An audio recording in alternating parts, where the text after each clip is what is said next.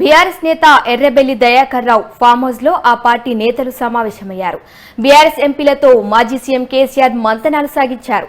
రాబోయే పార్లమెంట్ సమావేశాల్లో అనుసరించాల్సిన వ్యూహాలపై చర్చించారు. కాలితుంటి గాయం తర్వాత మొదటిసారిగా కేసీఆర్ బయటకు వచ్చారు.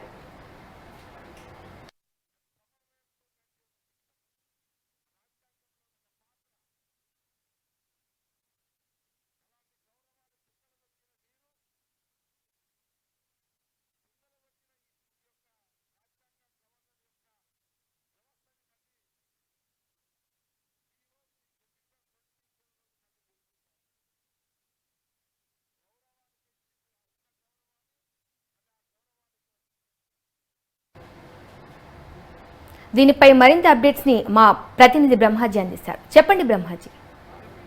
శిరీష, ఫిబ్రవరి 1వ తేదీ నుంచి జరగనున్నటువంటి పార్లమెంట్ బడ్జెట్ సమావేశం దృష్టిలో పెట్టుకుని మాజీ సీఎం బీఆర్ఎస్ పార్టీ అధినేత కేసీఆర్ అధ్యక్షతన తన ఫామ్ హౌస్ లో ఇటు ఎంపీలతో కూడా సమావేశమయ్యారు. ఇటు రాజ్యసభ, లోక్సభ సంబంధించినటువంటి ఎంపీలతో దాదాపు 2 గంటలుగా ఈ సమావేశం జరుగుతుంది. ఈ సమావేశంలో పార్టీ ఓటమి తర్వాత అక్కడ వచ్చే లోక్సభ కానీ రాజ్యసభలో కానీ ఇటు వచ్చే ఎన్నికలను దృష్టిలో పెట్టుకుని ఏ విధంగా వ్యవహరించాలి, అదేవిధంగా ఎటువంటి సమస్యలను ప్రస్తావించాలనే దాని మీద వారికి కేసీఆర్ సూచనలు చేస్తున్నారు.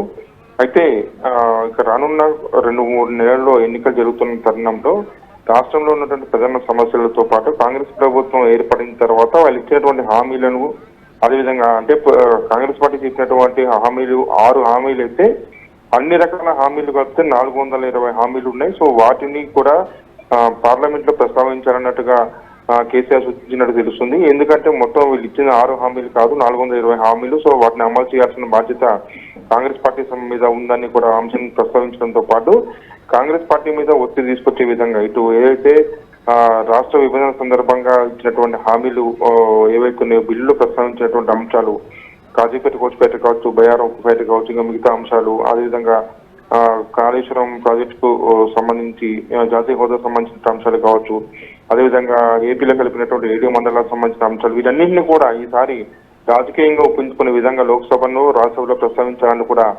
కేసీఆర్ సూచించినట్టుగా తెలుస్తుంది.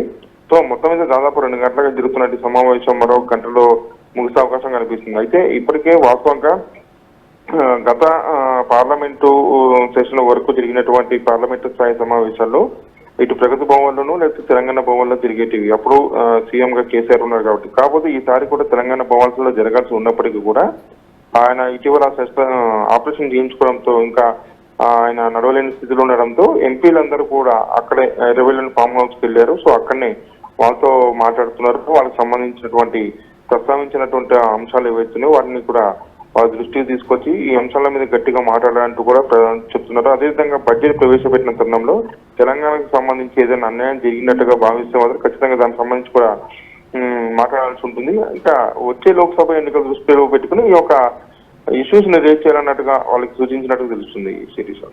Thank you Brahmaji.